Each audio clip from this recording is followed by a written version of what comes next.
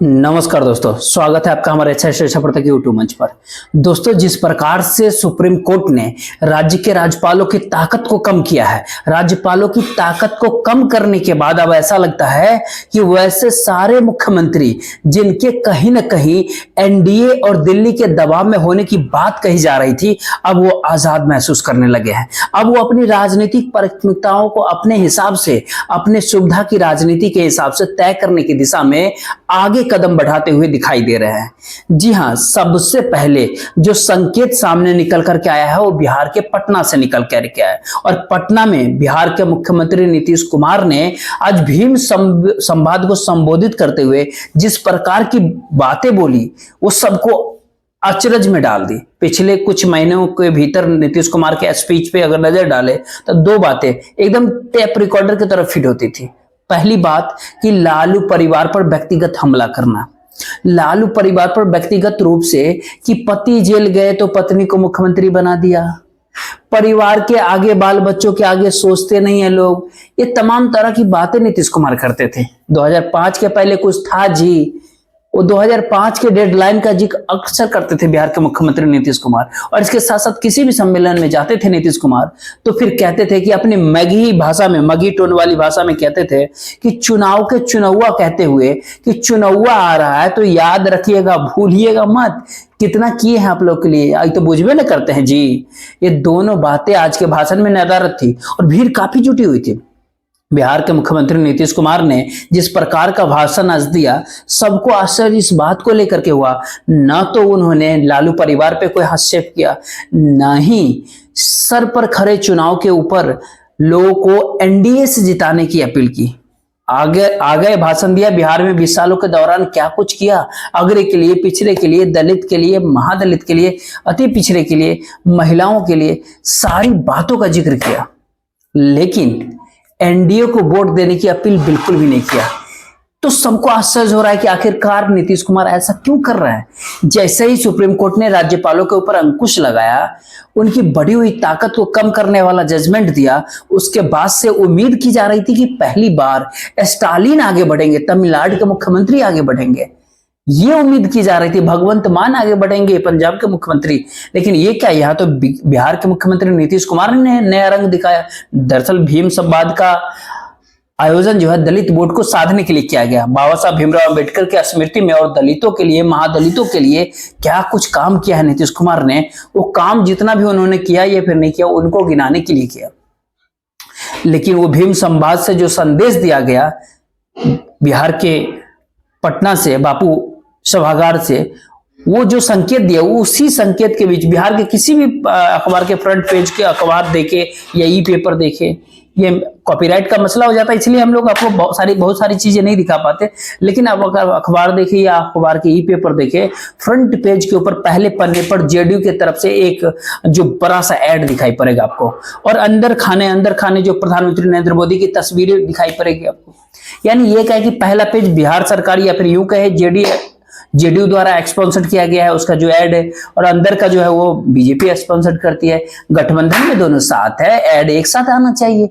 क्या बीजेपी का कोई मुख्यमंत्री या फिर एनडीए का कोई दूसरा मुख्यमंत्री अगर ये हिमाकत कर पाता कि उस पर मुख्यमंत्री का फोटो तो हो लेकिन प्रधानमंत्री का फोटो ना हो।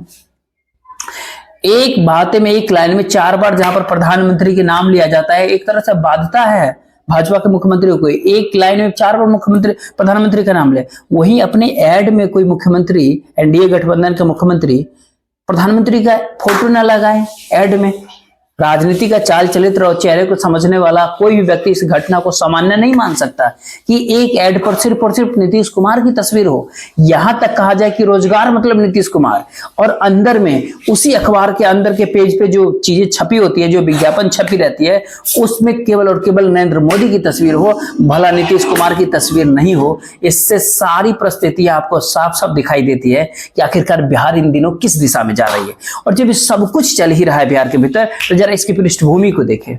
दिसंबर के महीने में एक टेलीविजन इंटरव्यू में बिहार के मुख्यमंत्री पद को लेकर के अमित शाह ने कोई स्पष्ट बात नहीं कहा था। मीडिया कॉन्क्लेव में आपको याद होगा, कई बार बताया है। तब उन्होंने कहा था कि पार्टी के संसदीय बोर्ड में तय होगा कि बिहार के चुनाव के बाद मुख्यमंत्री कौन बनेगा। चुनाव नीतीश कुमार के नेतृत्व में लड़ा जाएगा बिहार के 2025 के बिहार विधानसभा चुनाव। ये बात कहा था उन्होंने। यही बात फिर से दोबारा टीवी इंटरव्यू में कुछ दिन पहले दोहराया अमित शाह। लेकिन पिछली बार जो दोहराया अमित शाह ने इस तरह की बातें बताया था, तो यहाँ नीतीश कुमार अपनी नाराजगी कुछ अलग तरीके से व्यक्त कराया था। नीतीश कुमार ने बीजेपी कोटे के मुख्यमंत्री के द्वारा जो बिहार में जो बिजनेस समिट किया था उसमें भाग नहीं लिया था। नीतीश कुमार ने विज्ञापन भी दिया गया था कि नीतीश कुमार भाग लेंगे, लेकिन नहीं लिया था। स्पीकर कॉन्फ्रेंस हुआ राज्य के विधानसभा अध्यक्षों की, जिसमें लोकसभा अध्यक्ष भी आए थे। विधानसभा में नीतीश कुमार नहीं पहुंचे उस दिन। भला कोई सोच सकता है कि राज्य में स्पीकर समिट हो, राज्य का विधान मंडल उसको आयोजित करे, वहां पर उस राज्य का मुख्यमंत्री ही नदारत हो जाए? नहीं गए। और उपराष्ट्रपति के कार्यक्रम में कर्पूरी ठाकुर के गांव में उनकी जयंती पर जो कार्यक्रम था, उपराष्ट्रपति के साथ मुख्यमंत्री को रहना था। लेकिन मुख्यमंत्री कब पहुंचे? जब उपराष्ट्रपति का हेलीकॉप्टर वहां से लखनऊ के लिए उड़ान भर लिया, उसके बाद मुख्यमंत्री का हेलीकॉप्टर वहां पर लैंड किया। याद है? जननायक कर्पूरी ठाकुर के गांव में उस कार्यक्रम में भी उन्होंने नहीं गए। तो उस समय अमित शाह के इंटरव्यू को पहले वैसे ही नाराजगी व्यक्त किया। जब वैसे नाराजगी व्यक्त किया, तब जाकर के कहा जाने लगा कि नीतीश कुमार के नेतृत्व में चुनाव होगा। नेतृत्व में चुनाव तो शिवराज सिंह चौहान का भी हुआ था साहब, मध्य प्रदेश के भीतर। एकनाथ शिंदे का भी चुनाव हुआ था नेतृत्व में महाराष्ट्र का। लेकिन चुनाव के बाद क्या मुख्यमंत्री बनाए गए क्या? ये बात जेडीयू के लोगों को भी समझ में आ रहा है, और नीतीश कुमार को तो समझ में आ ही रहा है, उनके कोर ग्रुप को भी समझ में आ रहा है, नीतीश कुमार के परिवार के यानी उनके बेटे को भी समझ में आ रहा है, और नीतीश कुमार के तो समझ में आ ही रहा है। तो करीब महीने भर पहले लगातार 4 मीडिया बाइट में नीतीश कुमार के बेटे निशांत ने 1 महीना पहले तकरीबन सीधे डिमांड कर दिया था कि जल्द से जल्द उनके पिता नीतीश कुमार को बिहार के मुख्यमंत्री पद का चेहरा घोषित किया जाए। इसके बावजूद भी अब तक घोषित नहीं किया गया। और आज दिल्ली के भीतर एक कार्यक्रम में सम्राट चौधरी भी उपस्थित होते हैं, ये बीजेपी कोटे के बिहार में डिप्टी सीएम होते हैं, और हरियाणा के मुख्यमंत्री नायब सैनी होते हैं। नायब सैनी ने जिस तरह की बात कही, उससे साफ मैसेज निकल करके सामने आ गया कि भारतीय जनता पार्टी सम्राट चौधरी को मुख्यमंत्री बिहार में बना सकती है चुनाव के बाद, 2025 के बिहार में चुनाव। जब सारी चीजें साफ साफ दिख रही हो, तो नीतीश कुमार के पटना में आज के दिए गए इस बयान का संदर्भ अगर समझे, तो भला नीतीश कुमार कैसे अब रिएक्ट कर रहे हैं? समझ पा रहे हैं? ऐड अलग अलग, विज्ञापन अलग अलग अखबारों के भीतर आ रहे हैं। एनडीए को जिताने की अपील नीतीश कुमार नहीं कर रहे हैं। जरा खुद ही सोचिए कि जब वोटर का बहुत बड़ा तबका एक कस्बे कस्बे से, गांव गांव से जुटा हो, आया हो, वहां पर नीतीश कुमार संबोधित कर रहे हो, और वहां पर वो चुनावी साल में यह नहीं कहे कि याद रखिए कि वोट दीजिएगा एनडीए का, हमारे चुनाव हमारे काम का, नीतीश कुमार कहते हैं ना कि हमारे काम का मजदूरी दीजिएगा, कुछ भी आज नहीं कहा। क्या एनडीए के साथ नीतीश कुमार चुनाव नहीं लड़ेंगे 2025 के बिहार विधानसभा चुनाव? हम फिर कह रहे हैं कि हमको नहीं पता कि नीतीश कुमार किसके साथ चुनाव लड़ेंगे। नीतीश कुमार कब किसके साथ जुड़ जाए, किससे हट जाए, ये बात तो पता नहीं।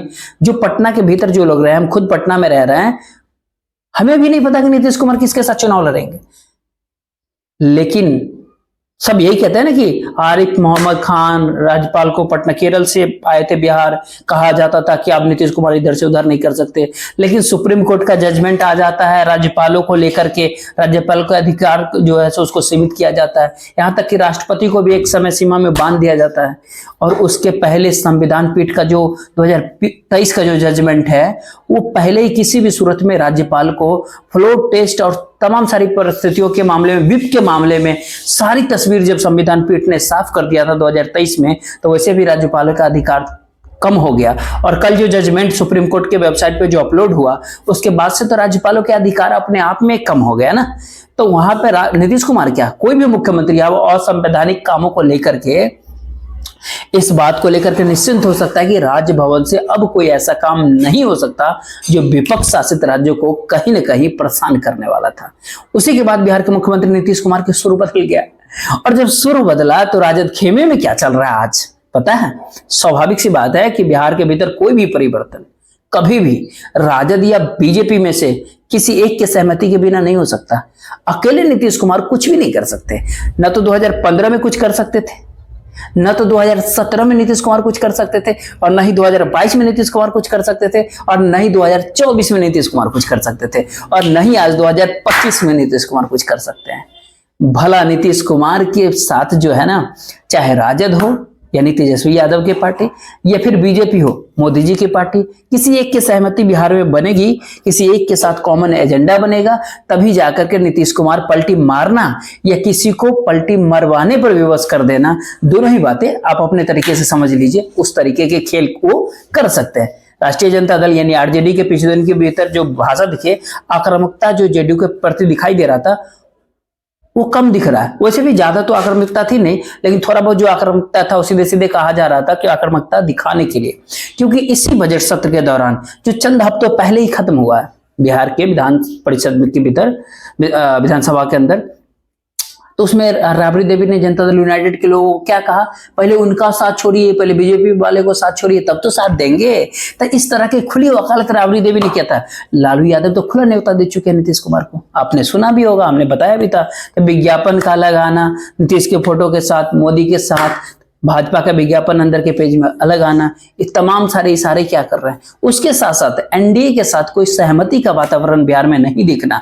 नीतीश कुमार के बारे में, उनके स्वास्थ्य के बारे में जब तमाम तरह की खबरें चलने लगी, तो आंधी पानी के बीच में, गर्मी के बीच में बिहार में सड़क पे उतर करके निर्माण कार्यों का जायजा लेना, उद्घाटन करना, भयंकर आंधी और पानी के बीच में उनको स्वस्थ दिखाने की कोशिश या जताने की कोशिश कि यह सब यूं ही किया जा रहा है।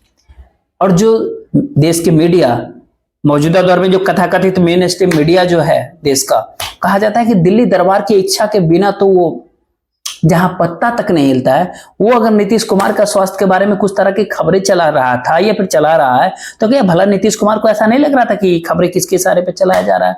तो इन तमाम बातों को अगर देखें तो एक बात तो इससे साफ हो जाता है कि बिहार की राजनीति में जून के महीना आते आते, अभी अप्रैल चल रहा है, मई जून, मैं ये दावा नहीं कर रहा, लेकिन जून के महीने तक ऐसी संभावना है। हम 13 अप्रैल को ये वीडियो रिकॉर्ड कर रहे हैं, लेकिन 13 अप्रैल से लेकर के जून के महीने के बीच में कभी भी कोई भी बहुत बड़ा राजनीतिक परिवर्तन बिहार के भीतर हो जाए, इस बात पे किसी को कोई आश्चर्य नहीं होना चाहिए। क्योंकि आरजेडी के भीतर भी ऊपर से जो भी कुछ भी कहे, लेकिन अंदर खाने जो हालात है वो सबको पता है कि बिहार में 3 राजनीतिक ताकतों में से 2 जिधर हो जाएगी एक तरफ, नतीजा उसके पक्ष में आ जाता है।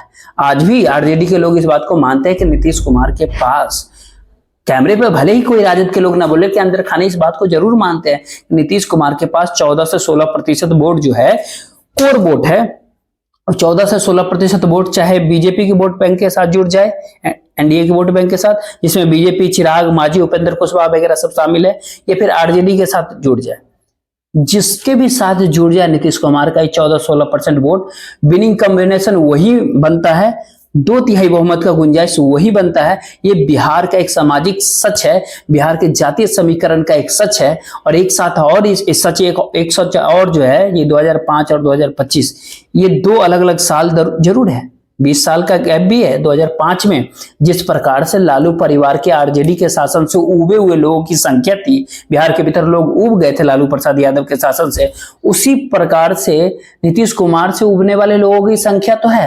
लेकिन बुनियादी फर्क 2005 और 2025 में यह है कि 2005 में आरजेडी हराव के मुद्दे पर बिहार की जनता वोट कर रही थी नीतीश कुमार को की, और यहां पर अभी नीतीश हराव वाले नैरेटिव बिहार के भीतर पनप नहीं पाया।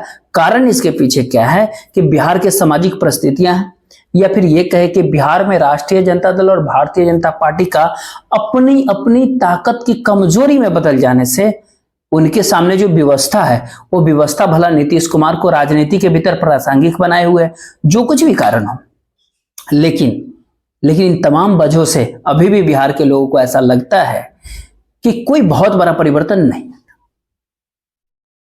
आप 2-3 चीजें देखिए, आप नीतीश कुमार को देख लीजिए, एक दूसरा सम्राट चौधरी को देख लीजिए, और एक तस्वीर देख लीजिए सबसे लास्ट में तेजस्वी यादव की। इन तीन लोगों को देख लीजिए। जब वोटर मुख्यमंत्री के तौर पर जब देखता है कि एक तरफ सम्राट चौधरी, एक तरफ तेजस्वी यादव और एक तरफ नीतीश कुमार, तो सम्राट चौधरी और तेजस्वी यादव के तुलना में वोटर को ऐसा लगता है कि नीतीश कुमार अब भी बेहतर है। ये वो वोटर की बात कर रहे हैं जो जातीय आधार पे वोट नहीं करता, जिसको फ्लोटिंग वोटर कहा जाता है। वो फ्लोटिंग वोटर बिहार के भीतर मुद्दा आधारित, चेहरा आधारित वो वोट जो करता है, उसके ज्यादातर बड़े तबके में ये परिस्थिति है कि जो कहते हैं कि नहीं, सम्राट चौधरी और तेजस्वी यादव के तुलना में उनके बनिस्पत नीतीश कुमार यदि बिस्तर पर भी लेटे रहे ना तो भी बेहतर विकल्प है। ये मेरा दावा नहीं है, ये उन समाज के बड़े से तबके की बात है, बड़े हिस्से की बात है, जिसको आप अति पिछड़ा कहते हैं, जिसे आप दलित महादलित कहते हैं। और ये वोटर बिहार का सबसे बड़ा वोटर है और इसी वोटर के बीच से, इसी वोटर के वोटों से बिहार के चुनावी नतीजा तय हो जाता। हालांकि सारे वोटों से तय होता है, लेकिन तो नीतीश कुमार इस चीज को जानते हैं कि अपने लिस्ट स्टेबिलिटी या मोस्ट एक्सेप्टेबिलिटी, यानी कम स्वीकार्यता या ज्यादा स्वीकार्यता, जो भी परिस्थिति हो, एक्सेप्टेबिलिटी की जो स्थिति जो है वोटर के अंदर बिहार के भीतर, वो अभी भी लगता है कि तेजस्वी यादव को इंतजार करना चाहिए। वोटर को ऐसा लगता है सम्राट चौधरी उस लायक नहीं बन पाए हैं जो नीतीश कुमार का विकल्प बन सके। मुख्यमंत्री बिहार में कोई भी बन सकता है। नीतीश कुमार के जीतन राम मांझी भी मुख्यमंत्री बने थे, राबड़ी देवी भी मुख्यमंत्री बने थे, लेकिन मुख्यमंत्री बहुत सारे लोग बने, लेकिन जो व्यक्ति 15 साल 20 साल रहा, iconic chief minister Lalu Yadav Bihar के भीतर हुए, इस बात से कोई इनकार नहीं कर सकता। कर्पूरी ठाकुर हुए, श्री कृष्ण सिंह वो हुए, मतलब उसी तरह नीतीश कुमार एक आइकॉनिक फिगर है बिहार के भीतर। तो आइकॉनिक फिगर को रिप्लेस करने के लिए याद रखिए कि चेहरे की जरूरत होती है, क्रेडिबल चेहरे की, और बिहार के भीतर क्रेडिबल चेहरे के अभाव ही वो सबसे बड़ा कारण है कि नीतीश कुमार को लगातार मुख्यमंत्री की कुर्सी पर बैठाया हुआ है। भाजपा और राजद के चेहरे की तुलना में जो है सो नीतीश कुमार को एक्सेप्टेबल बनाया हुआ है। हम ये नहीं कह रहे हैं कि सम्राट चौधरी के अंदर योग्यता की कमी है या तेजस्वी यादव में योग्यता की कमी है, हम ये नहीं कह रहे हैं, ये दावा नहीं कर रहे हैं, लेकिन बात घूम फिर करके वही आती है जहां पर लोग सोचते हैं। जो बात 2005 की अगर बात कर ले तो आप ही बताइए कि 2005 में जब राबड़ी देवी के सामने नीतीश कुमार थे तो फिर लोगों को ऐसा लग रहा होगा कि राबड़ी देवी से बेहतर विकल्प है, इनको रिप्लेस किया जा सकता है। भला आज आप बताइए कि आप क्या ये आज मानते हैं कि तेजस्वी यादव नीतीश कुमार से बेहतर विकल्प है या फिर सम्राट चौधरी नीतीश कुमार से बेहतर विकल्प है? मुख्यमंत्री पद को लेकर के यही वो कॉमन पॉइंट है, यही वो क्रेडिबिलिटी वाली बात है, यही वो बिहार की राजनीति को संतुलित करने वाली, इक्वल करने वाली जगह है, जहां पर जो है बिहार के मुख्यमंत्री नीतीश कुमार की अहमियत का एहसास एनडीए को भी है और आरजेडी को भी है। और इसी के सहारे जेडीयू की गाड़ी दौड़ नहीं रही है तो घिसट रही है, और इतना तय है कि बिहार में नीतीश कुमार के हाथ से एक बार अगर सत्ता छूटी फिर जनता दल यूनाइटेड फिनिश। लेकिन जब तक सत्ता है तब तक सत्ता के नकेल उसके हाथ में, उसके कमान उसके हाथ में, और उस सत्ता के साथ सत्ता सुख का वो भोग करने की चाहत, चाहे इस खेमे में हो चाहे उस खेमे में हो, यानी आरजेडी में हो या बीजेपी में हो, दोनों खेमे में जेडीयू मिल जाती है। अपनी ताकत और कमजोरी और विपक्षी ताकत और कमजोरी इन सबको पहचानते हुए नीतीश कुमार को ये बात मालूम है कि भारतीय जनता पार्टी उनके वोट बैंक का इस्तेमाल करके उन्हीं को साइड करना चाहती है। आखिर 200 पार और 225 की पार की बातें क्यों करती है बीजेपी? जब 200 पार की 200 सीट अगर कल्पना कीजिए कि एनडीए को मिल जाए तो स्वाभाविक सी बात है कि बिना नीतीश कुमार की पार्टी के भी एनडीए के पास 120-22 सीटें जीत ही लेगी, यानी बहुमत का आंकड़ा होगा। फिर भला कोई क्यों नीतीश कुमार को कोई मुख्यमंत्री बनाएगा? जो महाराष्ट्र के भीतर खेल हुआ, नीतीश कुमार की पार्टी को अगर 200 सीटें एनडीए अगर लड़ती है चुनाव तो नीतीश कितना आएगा सीट, समझ सकते हैं। यानी माइनस नीतीश कुमार अगर एनडीए के भीतर होती है, माइनस मतलब 120-25 सीट तक अगर आ जाती है नीतीश कुमार को माइनस करके बीजेपी को, अगर बाकी तमाम गठबंधन को लेकर के, तो भला नीतीश कुमार को मुख्यमंत्री कौन बनाएगा? तब तो बीजेपी का बनेगा ही। तो जिस प्रकार से सारा खेल चल रहा है बिहार की राजनीति में, खैर आप इस पे आपकी क्या राय बनती है, आप अपनी राय जरूर शेयर कीजिएगा, ठीक है। और कल एक नया वीडियो इस पे विस्तार से लेकर के आएंगे। जय हिंद, जय भारत।